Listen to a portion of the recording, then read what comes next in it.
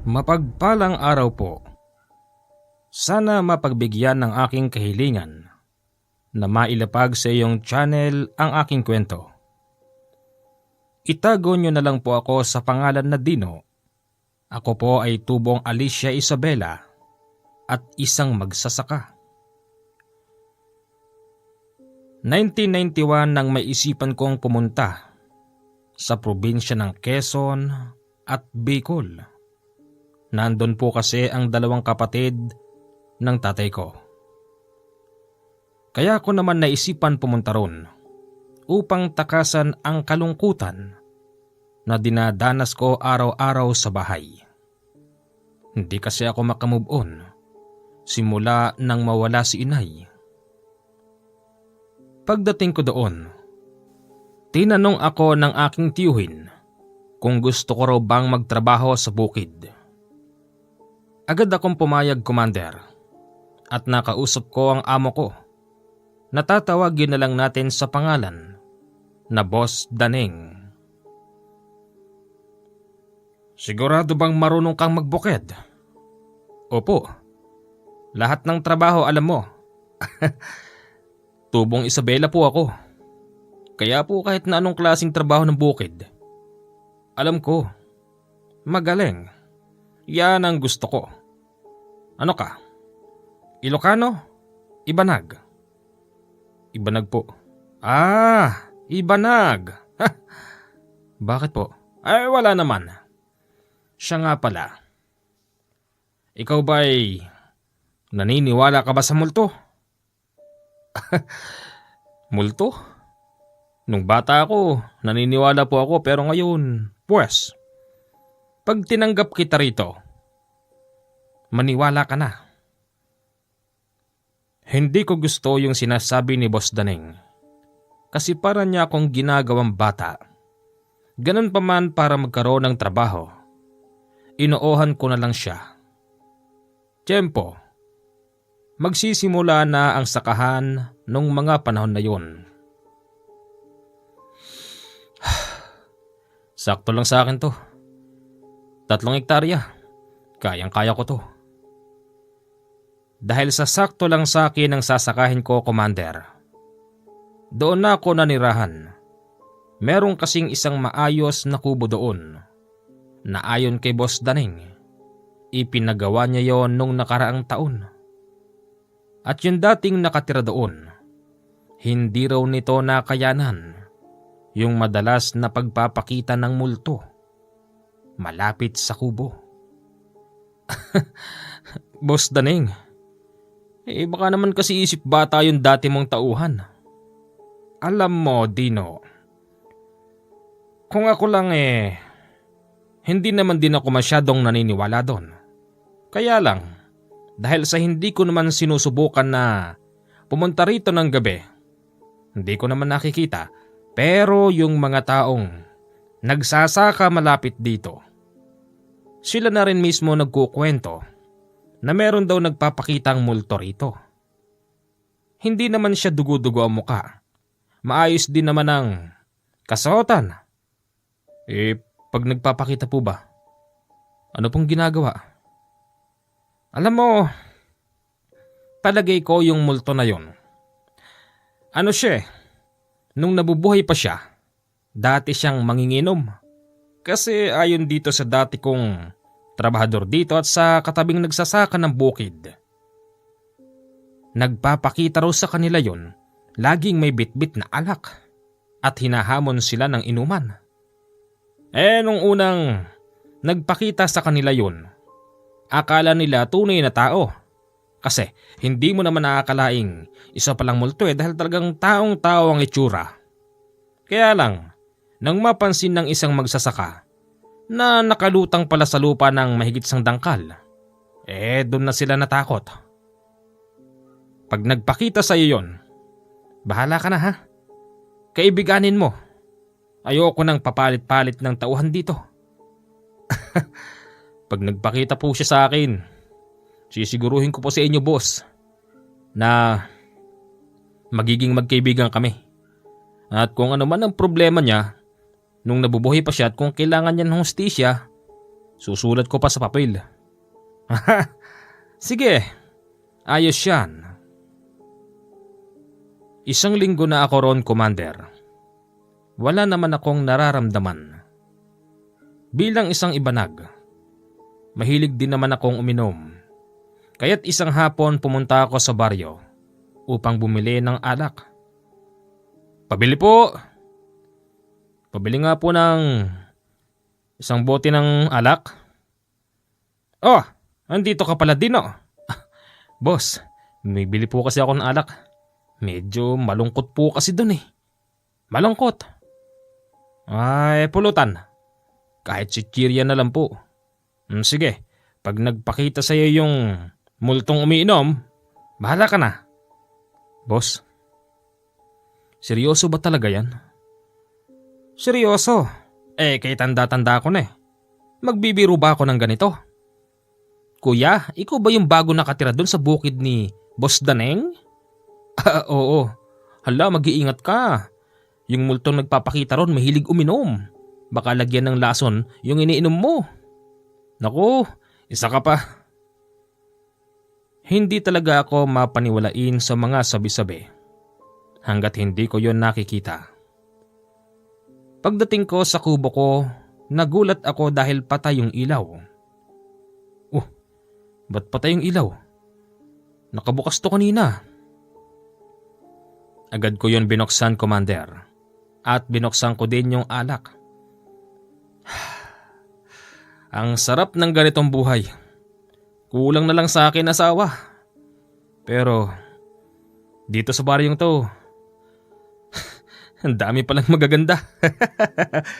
Sana magkaroon ako ng mapapangasawa dito.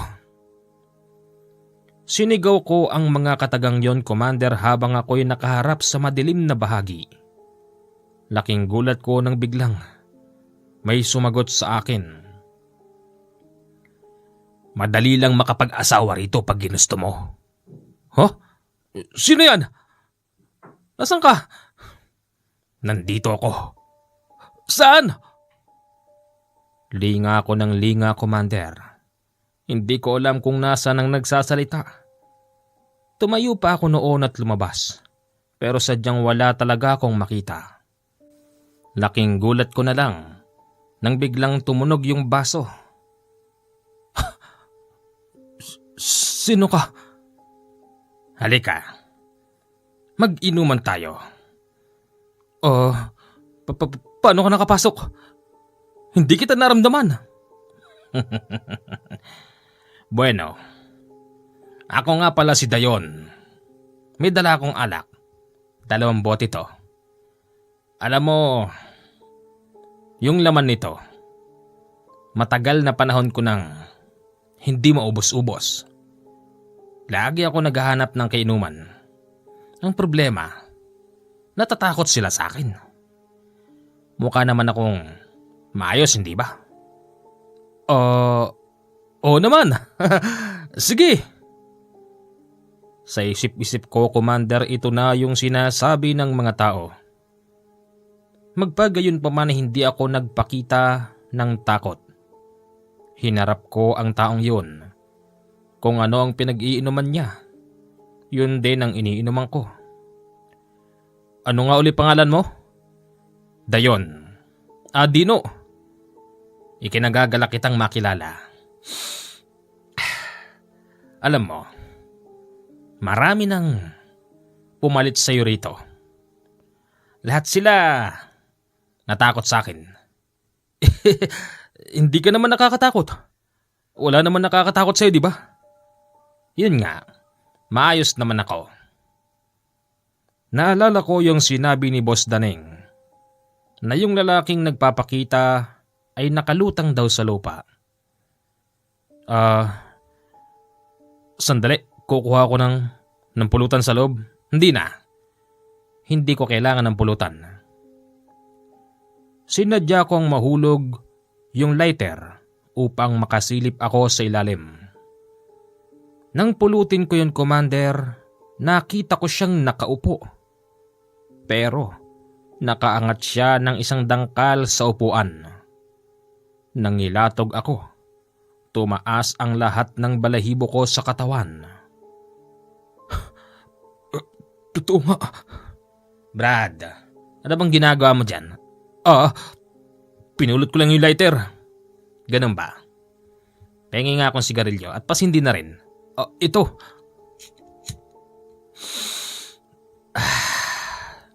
Napakasarap talaga magbisyo. Brad, saan ka ba nakatira? Dito. Saan? Dito sa dilim. Ano? Bakit? Wala. Yung totoo kasi Brad, nananakot ka eh. Alam mo, hanga ako sa'yo. Sa dinami-dami kong hinarap dito na mga nagtatrabaho rito sa bukid, swerte na pag tumagal sila ng 1 minuto na kaharap ko. Kaya nga, yon ang dahilan kung bakit hindi ko maubos-ubos tong alak ko. Brad, may ilang minuto na ba tayo magharap? Mahigit 1 minuto na. Siya nga pala, hindi mo ba tatanungin kung totoo bang multo ako? Multo ko nga ba? Sa palagay mo? Aha? Hindi! Hindi ka multo. Taon-tao ka nga eh. Ang multo, nakasuot ng puti, may dugo yung muka, tapos hindi nakakahawak ng baso, ng Brad, nararamdaman ko yung takot mo. Multo ko nga ba kasi? Hindi. Ikaw na rin ang nagsabi. Ang isang multo ay hindi nakakahawak ng bagay. Laking gulat ko, Commander, nang bigla niya akong abutin sa balikat. Medyo mahaba pa naman ang mesa namin at sa palagay ko kahit na anong size ng tao, hindi niya ako basta maaabot ng ganun. Pero naabot niya ako, Commander. Napakahaba ng braso ng taong yun. Totoo ba to? Ngumiti siya ng abot tenga. Nakita ko yung naninilaw at nangingitim nitong ipin na may halong sariwang dugo. Huwag ka matakot. Kanina pa tayo nagiinom sa isang baso.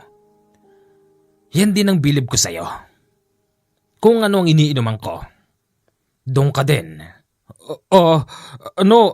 Hindi kasi ako maarte sa inumin eh. Sa totoo lang, nung mga oras na yon, para nang lilipad ang aking kaluluwa sa matinding takot. Wala pa mang ginagawa sa akin ang multo na yon, pero pakawari ko'y talagang hihimatay na ako, Commander. Tuloy ang inuman. Tinagayan niya ko, Commander, at inabutan niya ko ng punong-puno. Teka, sandali lang. Ang dami naman nito. Pagkatapos mo, ako naman. Hindi ko kaya to. Sige na. Nang lisik ang mga mata niya. Wala ako nagawa kung hindi sumunod sa kanya. Iniisip ko na lang na sana kung ito na ang huling gabi ko sa mundo. Sana'y maligtas ako pagdating ng araw ng paghuhukom. Kaya lang ang masakit doon. Bago ako magpaalam, ako'y nasa kalagitnaan ng kasalanan o sa paggawa ng kasalanan. Tinagay ko, Commander, yung punong-punong baso. Pagtapos noon, agad ako napatakbo sa labas para sumuka.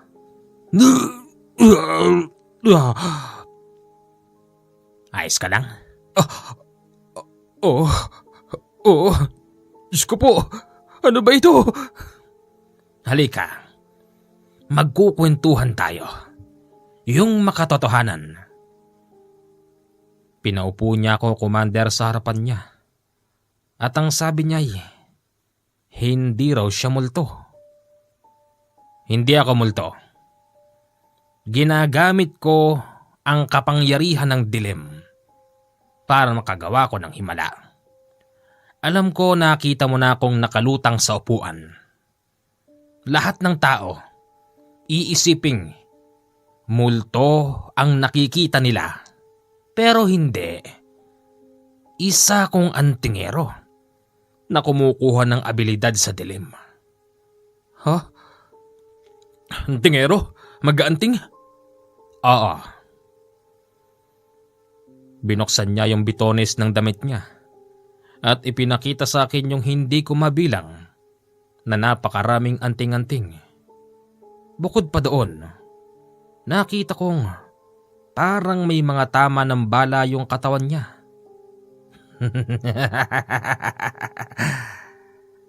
Hindi yan tama ng bala. Yan ay pinagbaunan ng mutya. Mutya? Ang mutya ay isa sa nagbibigay sa akin ng karagdagang kumbuhay. At syempre, proteksyon ko na rin. Hindi ka talaga multo? Hindi. Marahil, yun ang akala mo sa akin. Pero taong-tao ko, Brad. At kaya ko narating ang gantong bagay. Dahil sa pinag-uutos sa akin ng sinasamba kong Panginoon. Binigyan niya ako ng ganitong kapangyarihan para pagdating ng araw, isa ako mas maliligtas. At alam mo bang, dahil sa aking abilidad na nanggaling sa dilim, marami na akong pinatay. Huh? Huwag kang matakot. Ang pinapatay ko lang yung mga masasamang taong napapadpad dito. Ganun ba? Hindi ako masamang tao. Ang masama, yung pumatay kay... Sama mo. Oo. Kung gusto mo, umuwi ka sa inyo. Isama mo ko. Papatayin din natin sila. Huh? Huwag ka mag-alala. Sasakay tayo ng bus. Ako magbabayad. Marami akong ginto. Talaga? Gusto mo? Para akong nabuhayan, Commander. Kasi nga, magkakaroon na ng hustisya. Kinabukasan, maaga akong nagpunta sa bahay ni Boss Daneng. Hindi ko sinabi sa kanya ang nangyari kagabi. Kasi pagtapos namin mag-inuman ni Dayon, bigla na lang siyang nawala sa harapan. Tao po. Ikaw pala, Dino. Bakit? May dala kang bag. May sapatos ka. Huwag mo sabihing mag-aal sa balutang ka na rin. Nagpakita ba sa'yo yung multong minom? Boss. Papaalam po sana muna ako. Iyan ang sinasabi ko eh. Akala ko ba hindi ka naniniwala sa multo? Naku boss, babalik din po ako. Ang plano ko po, dadalawin ko lang yung isang kapatid ni Itay dyan sa Bulacan. Birthday po kasi. Babalik din po ako. Bakit may dala kang bag? Boss, marami po akong gamit na naiwan doon. Check nyo na lang po. Babalik po talaga ako, pangako. Sige. Ikaw ang bahala. Salamat po, boss. Ang pinagtataka ko, Commander, kaharap namin si Boss Daneng. At nasa likod ko si Dayon. Pero parang hindi siya nakikita ni boss. Hanggang sa kami ay sumakay ng jeep.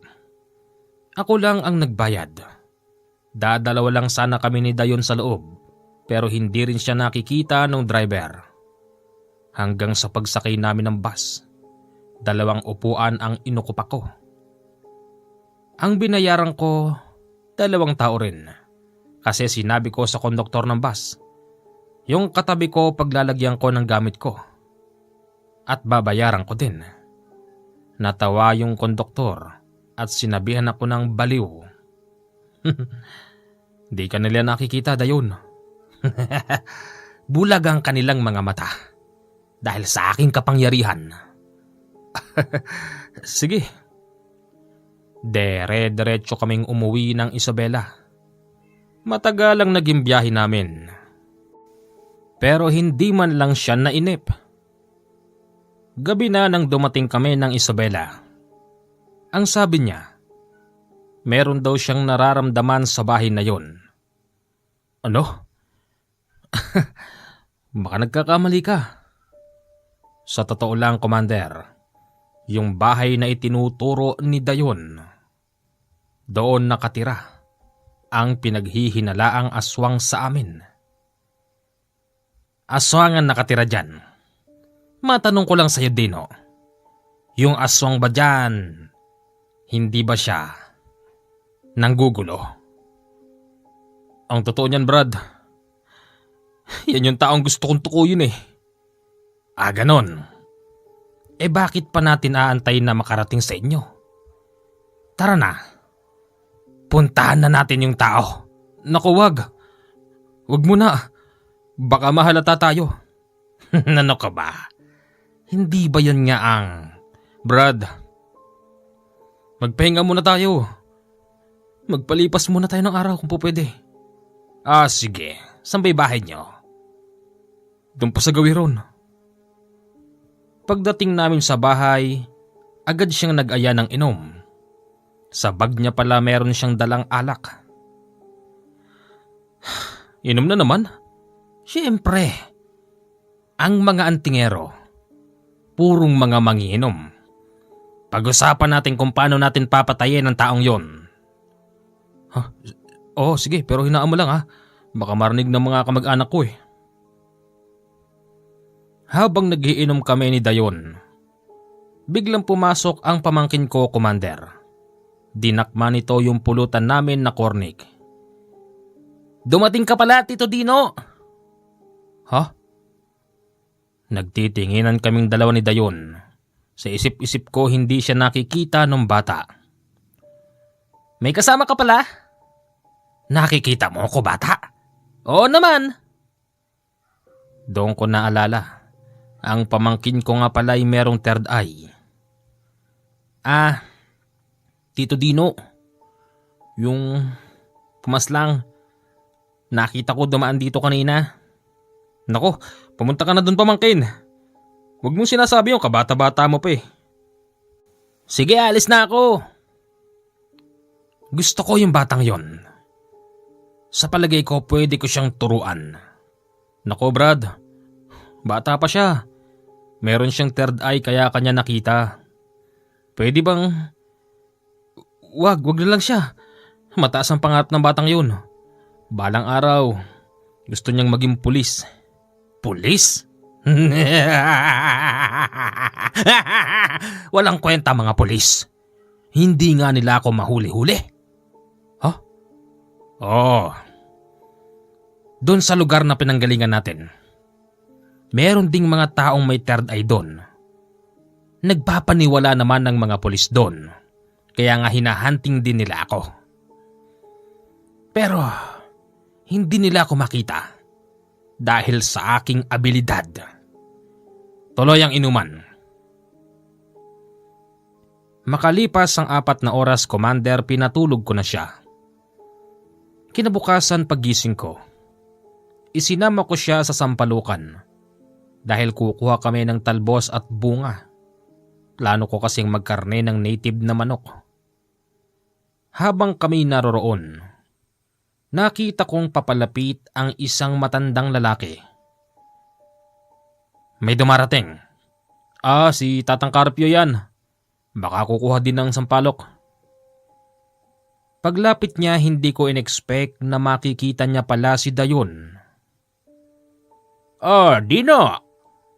Pwede bang makaamot ng talbos at ako'y magluluto? May kasama ka pala. Nakikita mo ko, Tatang? Ay, oo naman, bakit hindi? Para hindi na humaba pa ang usapan, binigyan ko na siya ng sampalok. Pero bago siya umalis, may ibinulong sa akin si Tata Carpio.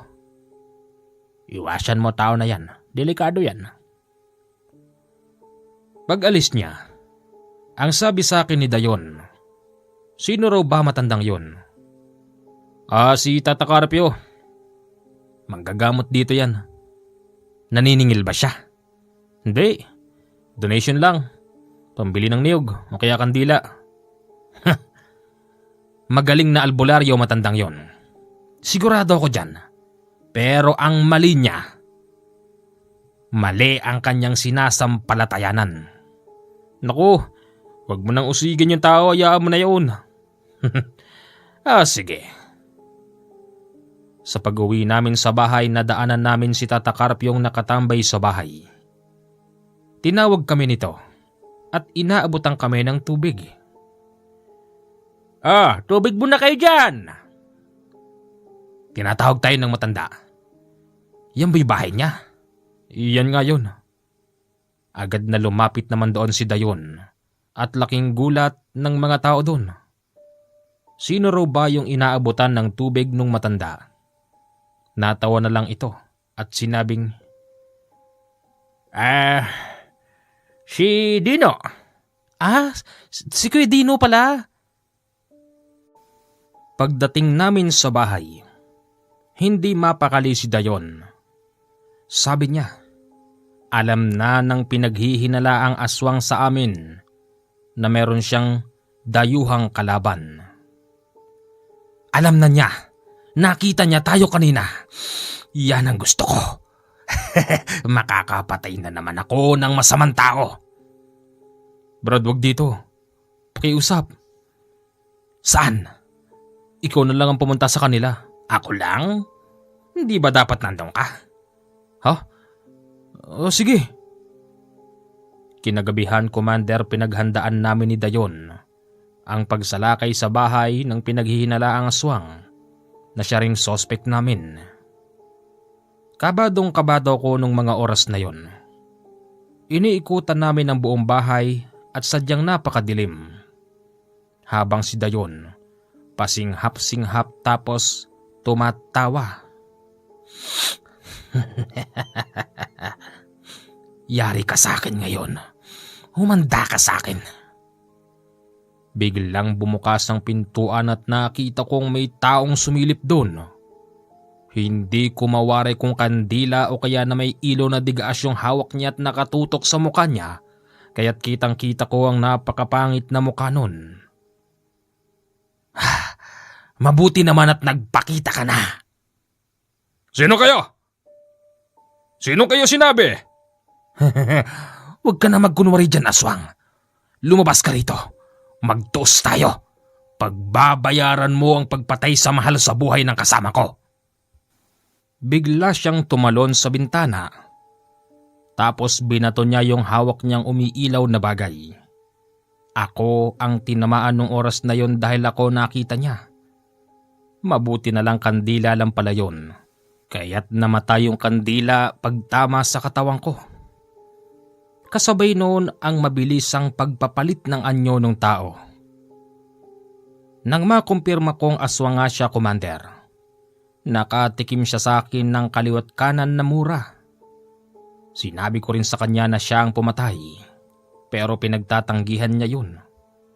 Hanggang sa nakita ko si Dayon na nagmula sa likuran niya. Iba ang itsura niya. Hindi siya mukhang tao, Commander. Bigla niya itong sinakmal at hindi basta pinakawalan. Dahil sa iba ang itsura ni Dayon nung mga oras na yon, para siyang halimaw na may sungay na ewan. Kinagat niya yung batok ng aswang. Kasabay nun, ang pagbulagta ng katawan ng aswang pero wala na itong ulo. Dayon? Ikaw ba yan? Ako nga ito. Sarap ng dugo niya. Takot na takot ako sa nakita ko, Commander. Kasi hawak-hawak niya yung ulo ng aswang. Tapos sinihigop niya ang dugo nito. Akala ko ganun lang ang gagawin niya. Hanggang sa pinangas niya yung ulo ng aswang. At bungo na lang ang natira. Mauna na ako. Hindi. Dito ka lang. Gusto ko makita mo susunod kong gagawin. Masama siya, diba? Naupo ito tapos sinumulan kagati ng braso ng namatay na aswang. Sa loob ng kalahating oras na ubos niyang laman nun, buto na lang ang natira sa tao.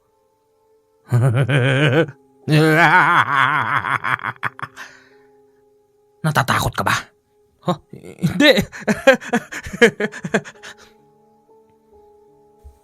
Pagkatapos nun, yung buto ng aswang ay ibinaon namin sa tabing bahay niya. Sa loob ng magdamag, Commander, halos hindi ako nakatulog. Pero para kay Dayon, wala siyang katakot-takot. Mahimbing pa nga ang tulog niya sa gabing yun. Sa kabilang banda, okay na rin. Dahil napatay na ang pinaghihinalaang aswang sa amin na siya ding suspect namin. Kinabukasan, niyaya ko na siyang bumalik sa Quezon. Laking gulat ng amo ko dahil babalik pa raw pala ako. Di ba sinabi ko naman po sa inyo na babalik ako? Ay, kala ko hindi na eh. Sige, pumunta ka na doon. Sige po. Pagdating namin sa bahay, Commander, laking gulat namin dalawa ni Dayon dahil may mga pulis. Anong ibig sabihin nito, sir? Bakit? Niikot-ikutan niya yung kubo ko.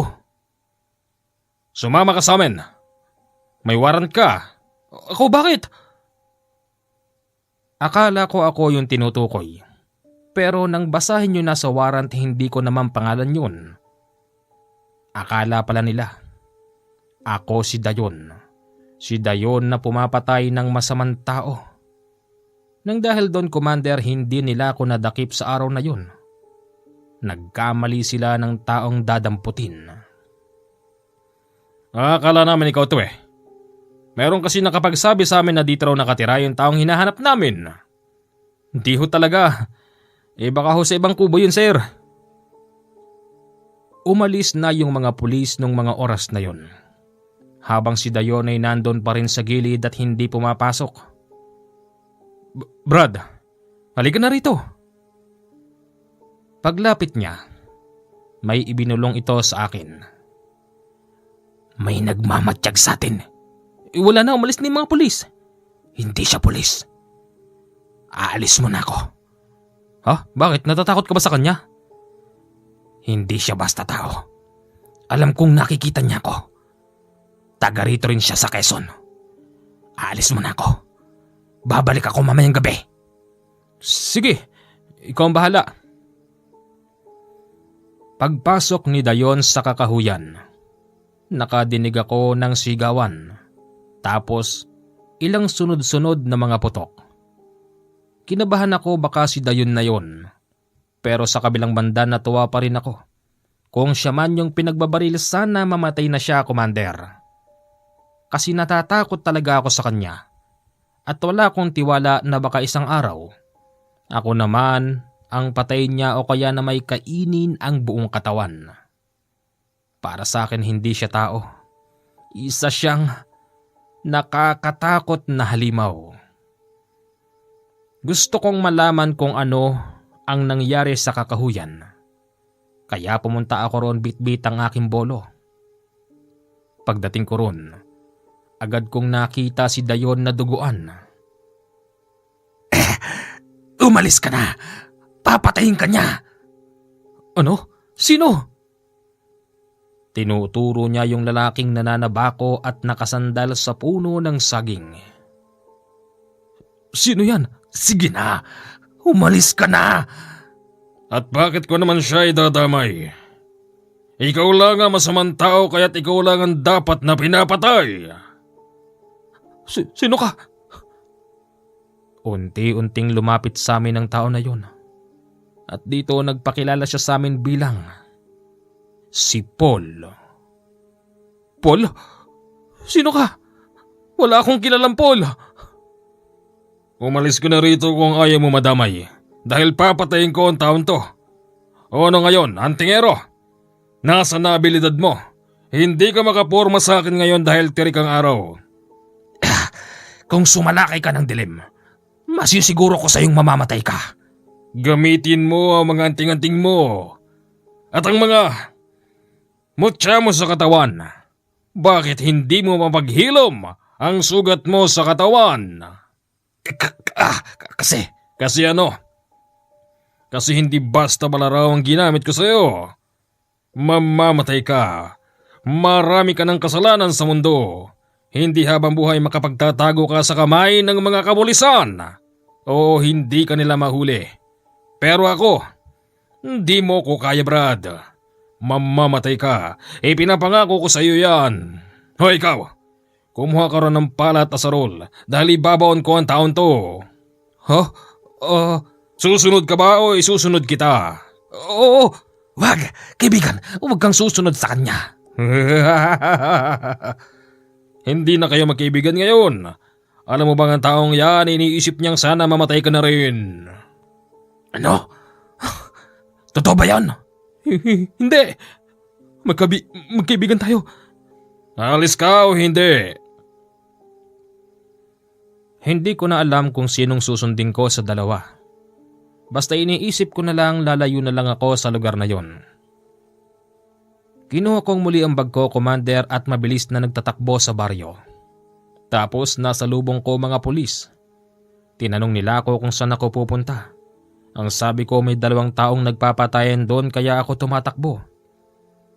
Nagpunta roon ng mga pulis at dahil sa kasama ko na sila sumunod na rin ako. Pagdating namin doon, Commander, kalunos-lunos ang nakita ko. Kung ano ang ginawa ni Dayon, ganun din ang ginawa sa kanya nung lalaking matapang. Hindi nyo na siya maikukulong. Matatanggal na yung ulo niya sa katawan. Tignan nyo. Gulat na gulat ako, Commander. Akalain mo meron palang taong kayang gumawa nun sa nakakatakot na si Dayon. Ang dami-daming taong nakikisyoso ng mga oras na yon. At meron ding nagpapatunay na siya daw yung multong nagpapakita sa bukid. Sa isip-isip ko, okay nang mawala siya. Kasi sa totoo lang wala akong tiwala sa kanya. Kahit na tinuturing niya akong kaibigan, nandun pa rin ang pangamba ko na baka isang araw ako naman ang pagbalingan niya. Magandang araw po sa inyong lahat. Ako nga po pala si Dino, Tubong Isabela. Sana'y mailapag sa channel na ito ang aking kwento. Salamat po. Okay, tama ka nang napadala ng kwento kasi si Paul, kilala nyo naman si Paul. Yan po ay may kwento rin dito sa atin. Hanggang dito na lang po at magandang gabi. Mapagpalang araw.